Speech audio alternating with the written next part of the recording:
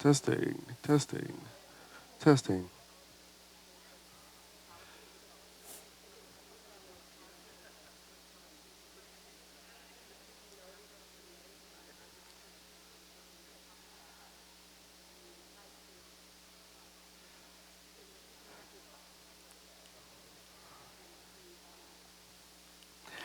Hello, hello, and welcome.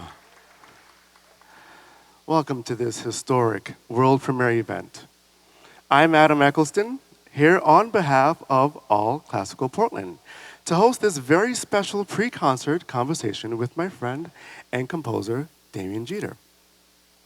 Tonight promises to be an important night, marking the world premiere of Damien Jeter's An African American Requiem.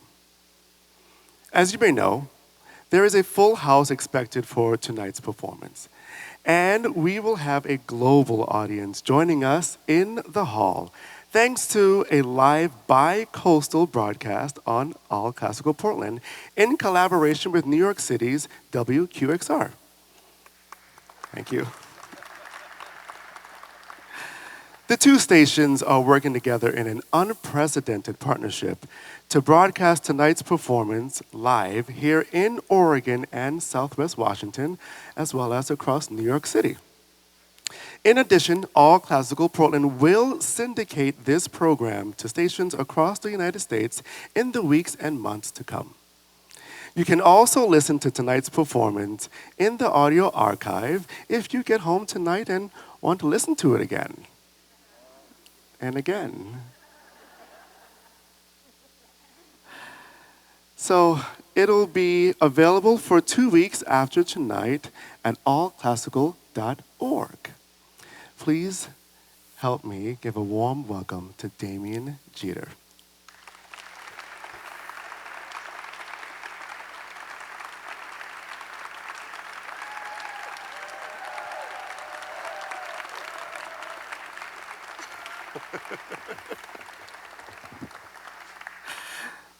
Oh, your shoes are shiny. So is this light. Yes. What are we doing? Hi, everybody. You look fabulous, friend. You look Thank you. wonderful. Nice. So this has been a long time coming. We are here, finally. How are you feeling? Sweaty. No, I feel good. I feel great, actually.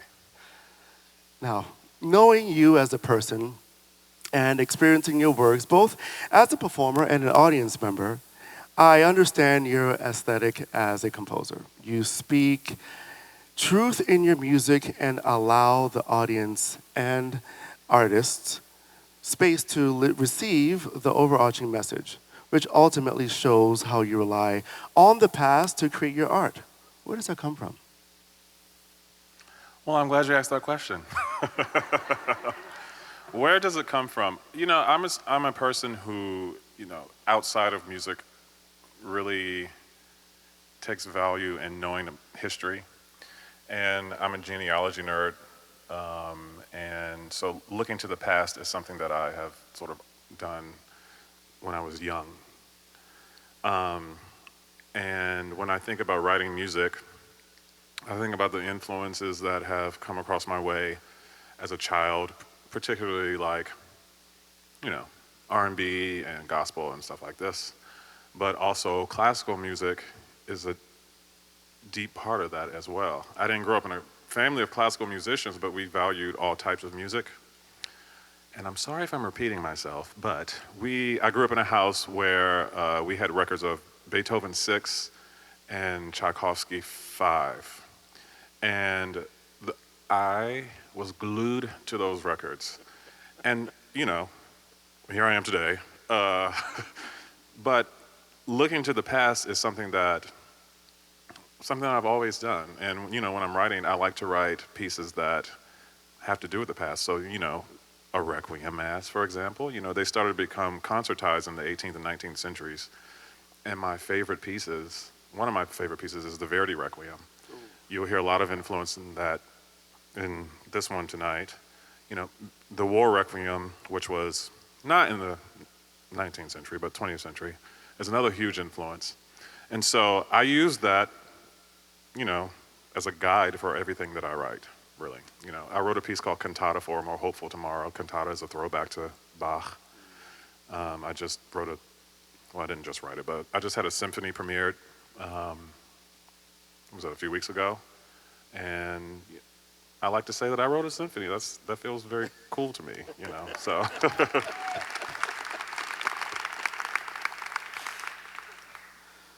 Recently, we've seen a rise in multifaceted artists like yourself. For example, you're a fabulous singer, a composer, and I'm sure a slew of other things.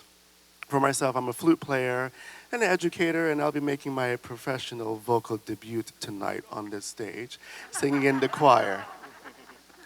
What advice would you have for someone who is trying to find their path or paths in this industry, specifically for those that have multi-dimensions?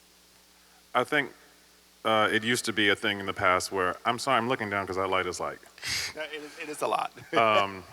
We live in a time now where I think that you can do all the things that you want to do. I think that before you would sort of have to figure out what the thing that you wanted to do is and focus on that, and that's your thing. What's that saying? Master of none, but you know a lot of things. Whatever that saying is. Yeah, somebody said it. But I think that's changed. And actually, I think it has to change because our industry, as we know from the pandemic, is so, anything can happen, right? So if you have your hat in more than one head, I don't know what that saying is either. if you have your, you know what I'm trying to say. If you can do more than one thing, it's good because if this one thing falls through, you can pick up this thing over here, you know what I'm saying? So I actually think you have to do that. You know, I don't know what they're teaching in conservatories and music schools these days, but you know, if I was teaching, I would probably have a thing about social media. Actually, I need to take a class on that first, but I would teach about social media because marketing is a very important part of this job. And you know, if you have a passion outside of music, I think that's good too. But you know, if your passions lie within music and you can do more than one thing, I say tap into that and follow that. There you go. I want to talk a little bit about the music. As I was learning an African American Requiem as a choir member, there were particular movements that gave me goosebumps, and I resonated with it. For instance, Libetame, Lynching is Color Line Murder, which features Carmisha Peak as our solo mezzo-soprano, singing Ida B. Wells' speech at the 1909 National Negro Conference. Can you share what inspired you to add this speech to the Requiem? You know, was it something I said?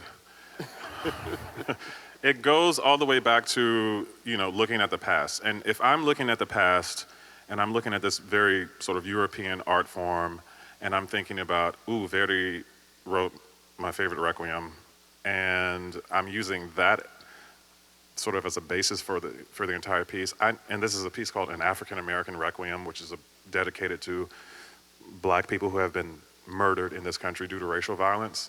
Then I need to pull from the black diaspora. And when I was thinking about so I don't know how much you've read and stuff like this, but the Requiem has the traditional Latin liturgy text as well as English text. And so one of the English texts that I used was a speech, Lynching is Color Line Murder by Ida B. Wells. And I read a lot of her speeches. I feel like I might have read them all, but I know I didn't. They all sort of had the same theme. So she would go around the South, and she was an anti-lynching advocate, also a journalist. So she did a lot of homework when she would go around giving these speeches. This happens to be her most famous speech. And I wanted something that dealt specifically with lynching, because in the Requiem, there's nothing really about the actual killing. So that's where that came from. And it was a difficult speech to set, not only because it's difficult to set a speech, but also because, you know, when you write a piece of music, you write some, and then you go away, and then you come back, and then you go away, and then you come back. And having to always come back to it was hard. And reading the statistics and the reasons why people were lynched, which were stupid, was hard. So that's why I said it. Is there a movement that you resonate the closest with? I know that was the one for me, but was there one for you? We were talking a little bit backstage, and this whole week has been tremendous. I've wrote this piece 4 years ago. I don't know why I did that. 4 years ago, and before COVID, it was supposed to happen. Well, we all know the story. But we had the first rehearsal. What is today? Saturday? Saturday. We had the first rehearsal on yesterday? Yesterday with everyone, yeah. And it was the first time I actually heard the piece. And it was like I was hearing it for the first time, which was cool. I gotta tell you. And there were times when I guess she's my assistant, Kim, she had the score and the orchestra would play something. I was like, give me that score. Did I write that? Because some of it I don't actually remember writing. I mean, because I have not opened the score. Anyway, I'm not answering your question. I'm sorry. The question is, which part do I like? Yes. Which resonates with me? Yes. I like each movement for different reasons. But the one that I love is the Quid Miser. I love that movement because the strings play this sort of pastoral chorale type thing, and then the choir takes it over at the end. And I hate to say this, but I think it's one of my finer moments. Yeah, I love it. It is a good one. Yeah. We were rehearsing this morning, and I felt it. Okay, so I do want to ask, speaking of yesterday being the first day that we put everything together, tell me more about what was on your mind. Because I know for me, we've been rehearsing this for a while, just with the choir alone, and in putting it with the orchestra was a whole completely different experience. What was that like for you? It was very nerve-wracking. Hi. You can take pictures. I mean, I think. It was very nerve-wracking. I was very anxious because I'd never heard it, and I didn't know there's a technical side of this because I didn't know I knew the parts were good, but I didn't know if there were mistakes in the parts, and then how much time I would have to spend correcting the mistakes and blah, blah, blah, blah, blah. And every time somebody raised their hand, I'd be like, oh God, what's the question? Because I was afraid that it was going to be something major. But anyway, so after the read through, I just felt very grateful. And just knowing about everything and everybody involved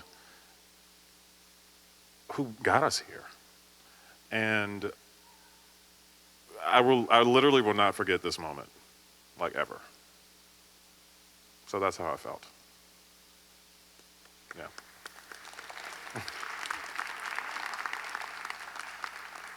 When you were constructing the Requiem, how did you decide which voice type sings what song?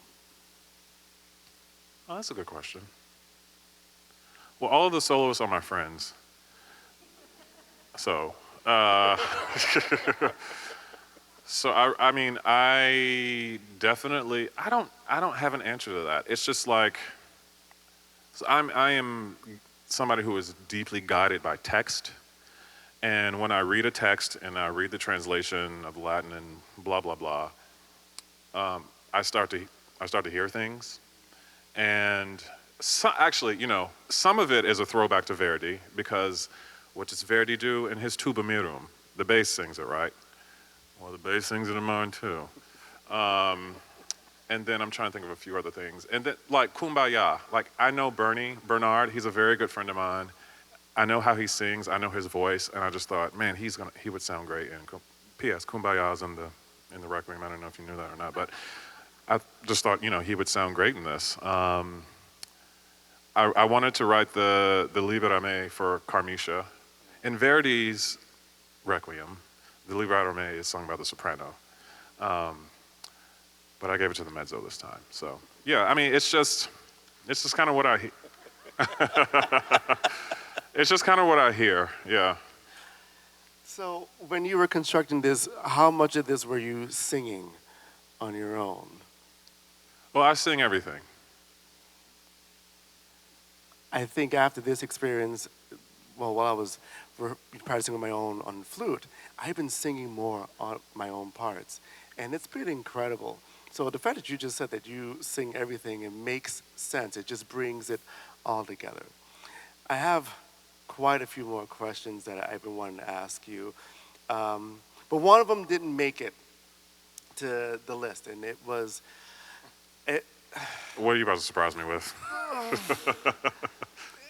It's about chocolate. I just wanted to know what type of chocolate you like. I was told that different type of chocolates can determine what type of personality someone has, and I just wanted to know what type of chocolate you like. But we don't have to. You don't have to answer if you don't want to.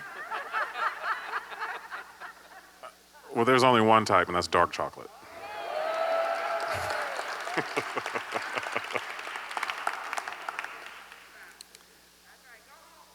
I was I was afraid you're going to say that. Well, listen, we can still be friends. That's okay. Raise your hand, dark chocolate fans. Dark chocolate. Okay, that's too many. Milk chocolate. White chocolate. Ugh. Well, what about, okay, there's a new one now. There's this ruby chocolate. Has anyone heard of this ruby one? It's like a fruit, there's like a berry one. Someone is like, no, it's a berry one. I had it for the first time in Indonesia, and I absolutely loved it. Ruby chocolate? Mint chocolate. So one hand for Ruby. Okay, all right. It's fine. All right. What you have created in an African American Requiem is bold. It's daring and filled with truth, reflection, and jubilation. It speaks on behalf of our ancestors and is a placeholder for generations to come in terms of how they can use their art. How were you able to draw inspiration to craft a work with so many layers as an African American Requiem? I think one of the things that's important, I was thinking about this the other day, is that I had time to write it. And I know that sounds boring, but a lot of time, I don't know if my manager is here or not. Oh, hey, Aaron. How's it going?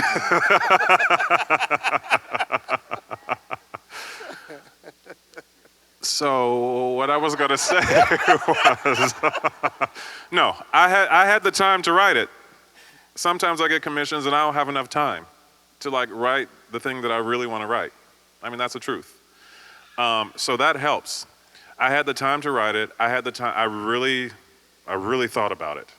I really thought about how I wanted to put it together.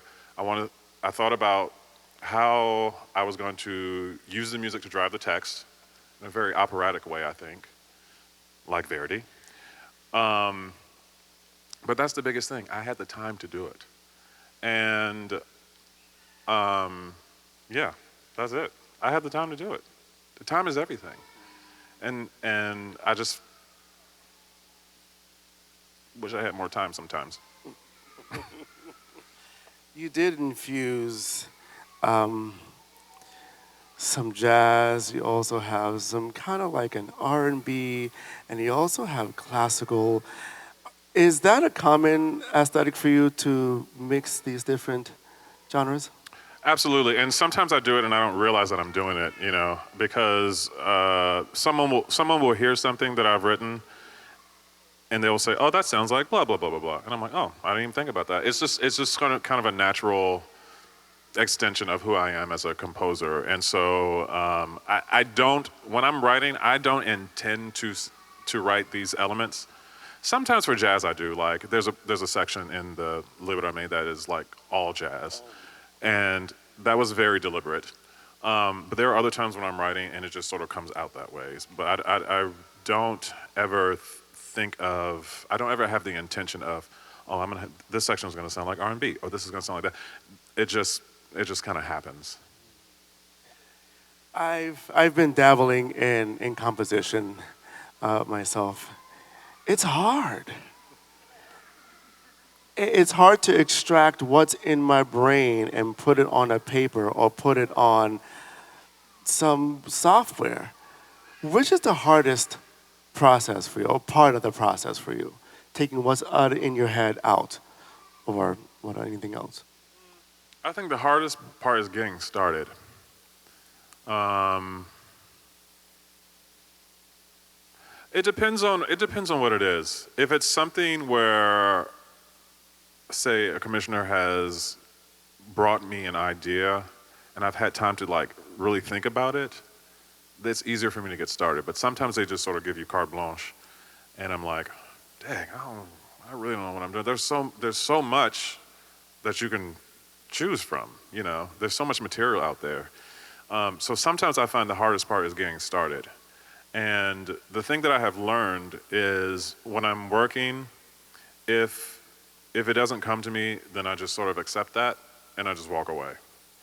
And 100% of the time, I feel very confident in saying that the next day I will have something.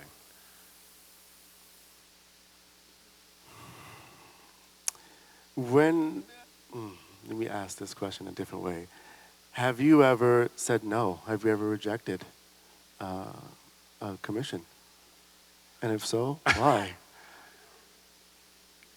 Aaron, no. Give us the real tea. Give us the real tea. We want it. We want I it have, all. have I? I did once.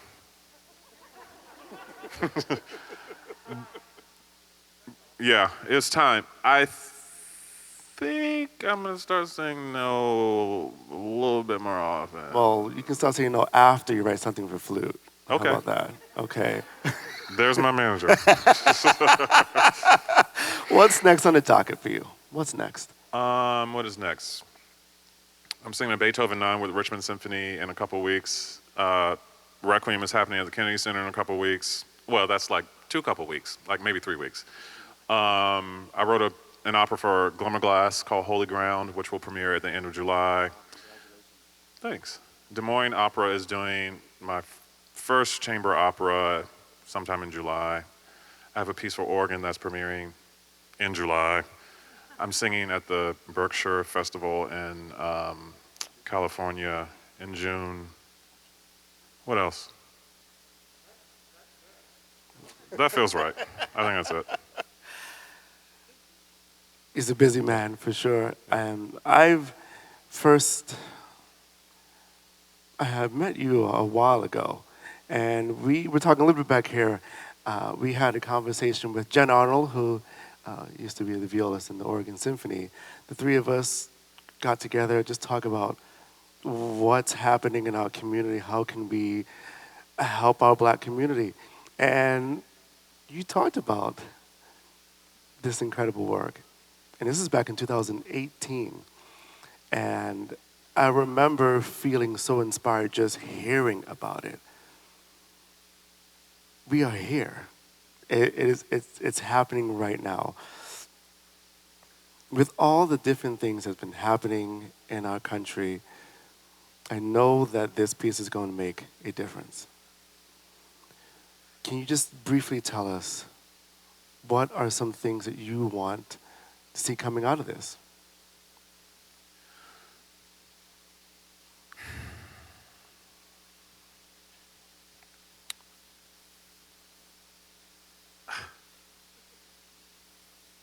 You know, I'm saying I have always said that I have nothing to do with this piece, and that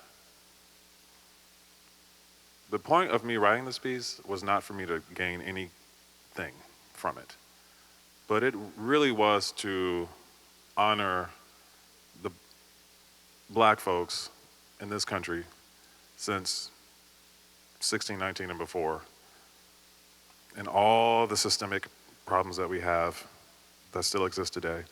Actually, was it last night or this morning we found out that another unarmed black person was killed? Quandary Saunders, I believe his name. is to, dang, that's a long question, man. I want this piece to live on because I think that it is an opportunity for people to have the conversation, to act upon however they feel like they need to act in a positive way that supports this cause. But also, people are trying to take this history out of schools, which just kind of blows my mind. And when I finished the piece in 2018, I didn't think we were going to be having this discussion, you know. And so that's why I want the piece to live on, because we got to put it in the face. And you want to know why I wrote in Latin? Because I was code switching. I want the people who come to the hall to hear this piece to know what it is about, to have the conversation, and to confront the issue. And that's what it is for me. So yeah, sure, I want anybody who can perform the piece to perform it, but it's not because I'm trying to make bank or something like that. It's because of the reason why I wrote the piece, to honor the people who have been killed by this country, because there's no piece in the classical literature, and I love classical music, obviously. There's no piece like this in the literature. And we need that. So I hope it lives on for as long as, way after me and so on and so forth. But that's what my hope is for the piece.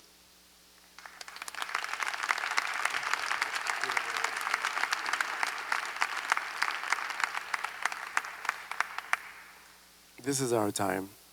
We are finished here. I am excited to get my voice together for the African American Requiem.